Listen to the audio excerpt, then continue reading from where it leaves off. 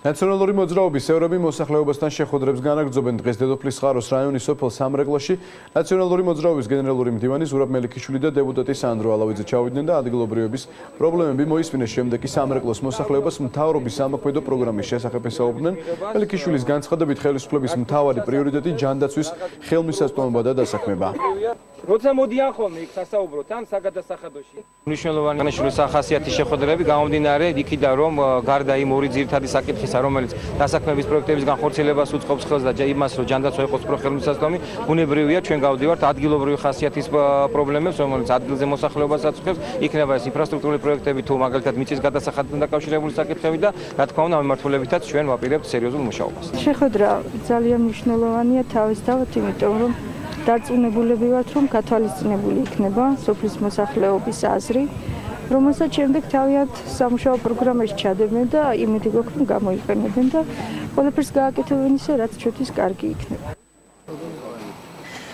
დღესვე ნაციონალური მოძრაობის წარმომადგენლები იმერეთშიც იმყოფებოდნენ. პარლამენტის უმრავლესობის წევრები განაგრძობენ მოსახლეობასთან შეხვედრებს. ამჯერად ვიცე-სპიკერი მიხეილ მაჭავარიანი სამინისტროების წარმომადგენლებთან ერთად წყალტუბოს რაიონის სოფელ ფარცხანა-ყანების მოსახლეობას შეხვდა. შეხვედრა სკოლის დარბაზში გაიმართა, რომელიც ინტერაქტიულ ხასიათს ატარებდა.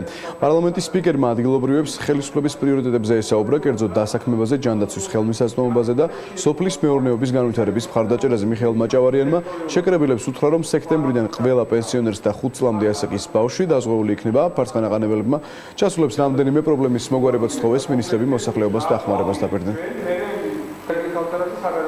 ყველაზე მთავარი პრიორიტეტი ჩვენთვის რჩება ახალი სამუშაო ადგილების შექმნა, ეკონომიკური პროექტების გაძლიერება, სოფლის პროგრამები, იმიტომ რომ წელს უფრო მეტი დაიხარჯება სოფლებში, სოფლის მეურნეობის პროგრამები, ეს არის აქ წყალტუბოში ძალიან მნიშვნელოვანია სარწყავი არხის რეაბილიტაცია და რა თქმა უნდა ხელმისაწვდომი ხარისხიანი ჯანდაცვა. იყო საუბარი იმ პროექტების შესახებ, რომელიც წელს ხორციელდება წყალტუბოში, რომელიც მოსახლეობამ ასევე დასვა პრობლემები, რომელიც მათ აწუხებდა. შესაძლებლობის ფარგლებში მინდა გითხრათ, რომ თითოეული სამინისტრო ადგილობრივი თვითმმართველობა ყველაფერს გააკეთებს იმისათვის, რომ რაც შეიძლება სწრაფად მოგვარდეს ეს პრობლემები. ასეთი შეხვედრები ყოველთვის მნიშვნელოვანია. ყველა სოფლისთვის, განსაკუთრებით ქალაქთან შედარებით სოფლისთვის აუცილებელია, იმიტომ რომ ცოტა მიტოვებული ვთქვია სოფლებს და როცა ჩამოდიან, რაღაც იმედი გვეძლება.